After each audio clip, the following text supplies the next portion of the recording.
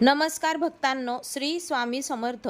मैत्रिणींनो, खरंच एक गोष्ट सांगा, तुम्ही कधी स्वामी चरित्र सारामृत वाचायला बसलात आणि मनात अचानक विचार आला का, की मी बरोबर वाचते आहे का, नियम चुकत तर नाही ना, खरंच इच्छा पूर्ण होते का?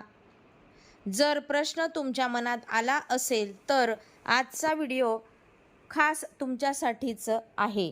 कारण आज मी तुम्हाला अगदी साधा आणि सोपा, मनाला भिडेल अशा भाषेत सांगणार आहे, स्वामी चरित्र सारामृत वाचनाचा कोणते गोष्टी लक्षात ठेवल्या पाहिजे, कोणते नियम पाळले पाहिजेत आणि सर्वात महत्त्वाचं, वाचनातून मनातील इच्छा पूर्ण होण्याचे रहस्य नेमके काय आहे.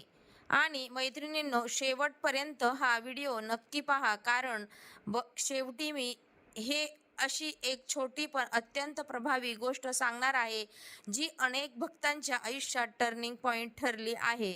जय श्री स्वामी समर्थ, जय गुरु माऊली. आजचा विषय खूपच खास आहे. स्वामी चरित्र सारामृत वाचताना या गोष्टी लक्षात ठेवा, मनातील इच्छा पूर्ण होतील. भक्तांनो, आपण खूप वेळा बघतो, काही लोक नित्यपाठ करताना, काही लोक पारायण करताना आणि लोक स्वामींचा जप करतात, पण तरी सुद्धा हे म्हणतात की इतकं वाचते पण मनासारखं काही होत नाही. आणि काहीच लोक अगदी साधं वाचन करतात, पण त्यांच्या आयुष्य बदलायला सुरुवात होते.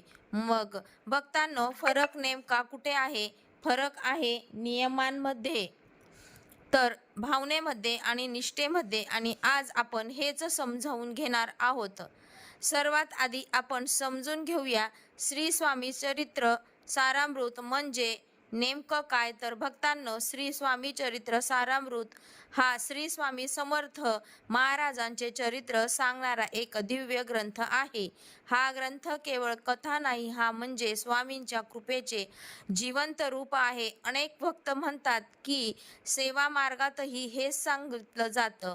या ग्रंथाच्या नित्य वाचनाने आयुष्य, आरोग्य, संतती, संपत्ती आणि संकटातून सुटका मिळते. आणि म्हणूनच गुरुमाऊली परमपूज्य अण्णासाहेब मोरे यांच्या दिंडोरी प्रणीत सेवा मार्गात या ग्रंथाचा नित्य वाचन केलं जातं. कारण स्वामी समर्थ हे केवळ देव नाहीत, हे आपले आई वडील आहेत, हे आपले गुरु आहेत आणि तेच आपले रक्षक आहेत.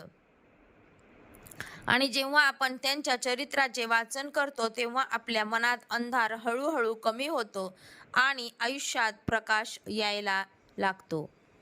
आता आपण येऊया मुख्य मुद्द्यावर. स्वामी चरित्र सारामृत वाचताना कोणते नियम पाळले पाहिजे, आणि हे नियम मी तुम्हाला खूपच सोप्या भाषेत सांगते, जेणेकरून तुम्ही लगेच आजपासून सुरू करू शकता. पहिला नियम, नित्य 3 अध्याय. भक्तांना सेवा मार्गात सांगितलं जातं की रोज क्रमशः 3 अध्याय वाचायचे. म्हणजे आज जे अध्याय वाचले, उद्या त्यानंतरचे, असा क्रम ठेवायचा. आणि विशेष सांगितलं जातं की हे वाचन गुरुवारपासून सुरू करावं, कारण गुरुवार हा गुरूंचा दिवस आणि श्री स्वामी समर्थ हे गुरु रूपातच आहेत. आणि भक्तांनो, वाचन सुरू करताना एक छोटासा संकल्प करूयात. संकल्प खूप मोठा नसावा असं नाही, फक्त मनात इतका बोला, स्वामी, मी हे वाचन श्रद्धेने सुरू करते आहे, माझ्यावर कृपा करा, माझं मन सुद्धा शुद्ध करा आणि मला योग्य मार्ग दाखवा. एवढा संकल्प पुरेसा आहे. दुसरा नियम, 11 माळी जप. वाचनापूर्वी किंवा वाचनानंतर श्री स्वामी समर्थ या मंत्रांचा 11 माळा जप करायचा.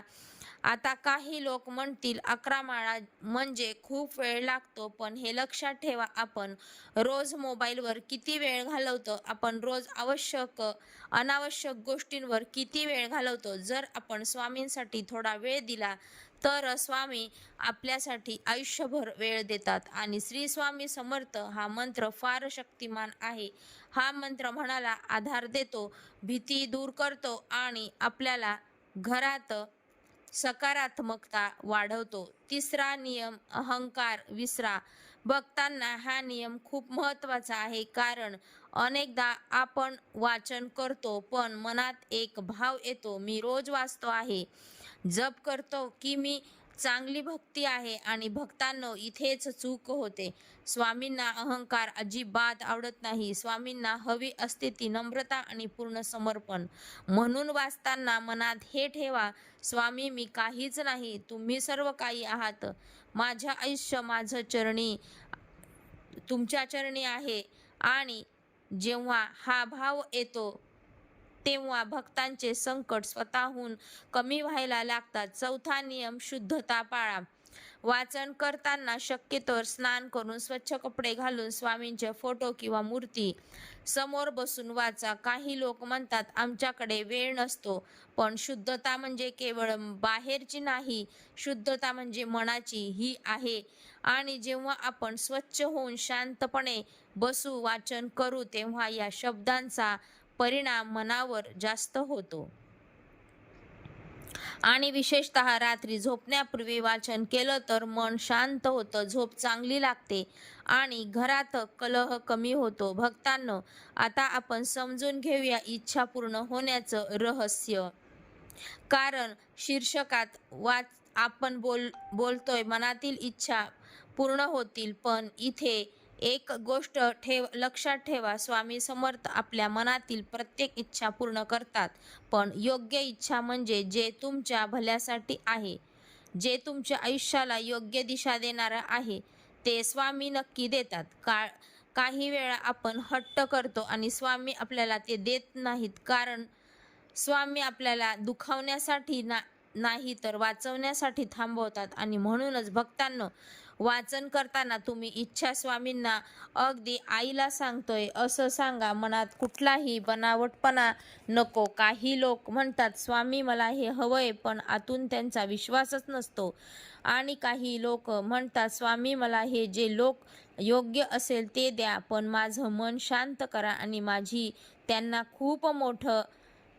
स्वामी त्यांना खूप मोठं देतात. म्हणून भक्तांना वाचन करताना स्पष्ट बोला, स्वामी माझ्या मनात ही इच्छा आहे, मी तुमच्या चरणी ठेवतो, तुम्हाला जे योग्य वाटेल ते करा.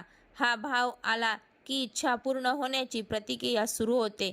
भक्तांनो, आता मी तुम्हाला एक महत्त्वाची गोष्ट सांगते. संकल्पयुक्त पारायण म्हणजे वाचन केवळ सवयीने नको, वाचन हे संकल्पने करा. संकल्प म्हणजे मन एकाग्र करून ठरवणे. उदाहरणार्थ, स्वामी माझ्या घरात सतत त्रास आहे, मी हे वाचन 11 दिवस नित्य करेन. किंवा स्वामी माझ्या मुलाचा शिक्षण अडकलेला आहे, हे वाचन 21 दिवस श्रद्धेने करेल. पण भक्तांना संकल्प घेतला की तो पूर्ण करा, मध्येच सोडू नका. कारण स्वामी समर्थ हे आपल्या भक्तांची परीक्षा घेतात आणि जे भक्त टिकतात त्यांना स्वामी भरभरून देतात. आता भक्तांनो, अनेक भक्तांचे अनुभव मी ऐकले आहेत. काही भक्त म्हणतात की वाचन घरातील भांडण कमी झालं. काही म्हणतात काही नोकरी गेली होती, मी वाचन सुरू केलं आणि नवीन नोकरी लागली. काही म्हणतात लग्न जमत नव्हतं, मी स्वामींच्या चरणी इच्छा ठेवली आणि योग्य स्थळाला. आणि काही म्हणतात दारिद्र्याचा काळ होता, कर्ज वाढलं होतं, पण वाचन सुरू केलं आणि हळूहळू मार्ग निघत गेला. भक्तांनो, हे चमत्कार नाही, हे स्वामींची कृपा आहे. पण ही कृपा मिळेल जेव्हा नित्य आणि निष्ठा ठेवली तरच. भक्तांनो, आता आपण बोलूयात गुरुमाऊली परमपूज्य अण्णासाहेब मोरे यांच्या मार्गदर्शनाबद्दल. कारण हा ग्रंथ दिंडोरी प्रणीत सेवा मार्गात अत्यंत महत्त्वाचा मानला जातो. गुरुमाऊली अण्णासाहेब मोरे हे श्री स्वामी समर्थ गुरुपीठाचे पीठाधीश आहेत आणि त्यांची सेवा मार्गात स्वामींची नित्यसेवा, जप, पाठ आणि सामूहिक सेवा या सर्व गोष्टींना खूप महत्त्व आहे. गुरुमाऊली नेहमी सांगतात, स्वामी ही शक्ती आहे आणि नित्यसेवा केली तर जीवन सोन्यासारखं होईल. भक्तांनो, ही ओळ ऐकायला खूप साधी वाटते, पण याचा अर्थ खूप खोल आहे.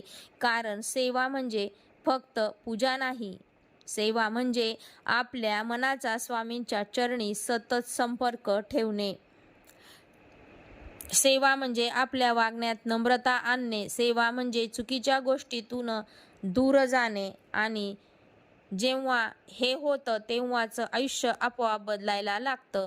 आणि भक्तांनो, जर तुम्हाला गुरुपीठाशी संपर्क साधायचा असेल तर त्र्यंबकेश्वर नाशिक येथे गुरुपीठ आहे आणि तुम्ही संपर्क अवश्य साधू शकता.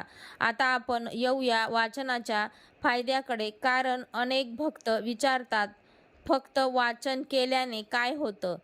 तर भक्तांनो, वाचनाने फायदे खूप होतात, पण मी तुम्हाला मुख्य फायदे सांगते.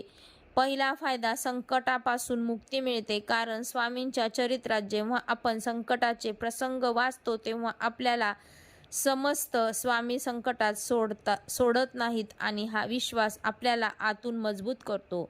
दुसरा फायदा, आरोग्य, संपत्ती, संतती मिळते. कारण स्वामी समर्थ हे भक्तांच्या प्रत्येक गोष्टीची काळजी घेतात. तिसरा फायदा, दिव्य ज्ञान प्राप्त होतं. म्हणजे आपलं मन हळूहळू बदलतं. आपला राग कमी होतो, आपली भीती कमी होते, आपली सुरक्षितता कमी होते आणि असुरक्षितता कमी होते. आणि चौथा फायदा, मन शांत होते.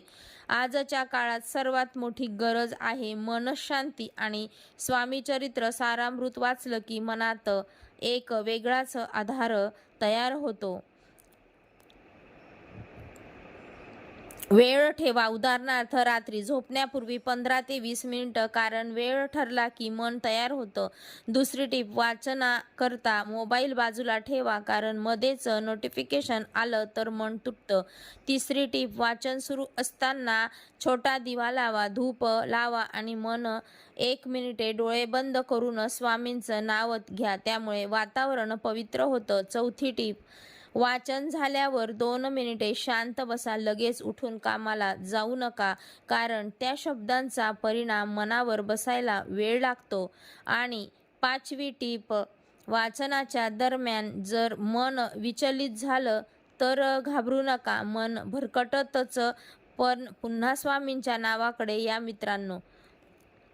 आता मी तुम्हाला महत्त्वाची गोष्ट सांगते. वाचन करताना एक गोष्ट नेहमी करा, कृतज्ञता बाळगा. म्हणजे तुमचं आयुष्य कितीही कठीण असलं तरी स्वामींना दररोज एकदा म्हणा, स्वामी जे आहे ते यासाठी धन्यवाद. आणि तुम्हाला विश्वास बसणार नाही, पण जेव्हा कृतज्ञता येते तेव्हा स्वामींची कृपा वेगाने सुरू होते. कारण स्वामींना भक्तांचे रडणं ऐकायला त्रास नाही, पण स्वामींना भक्तांचा विश्वास खूप प्रिय आहे. आणि कृतज्ञता म्हणजेच विश्वास.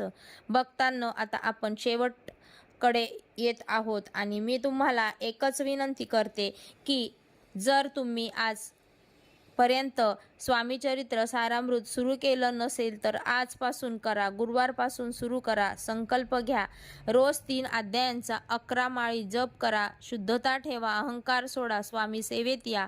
खरंच आयुष्याचं सोनं होईल. धन्यवाद. श्री स्वामी समर्थ.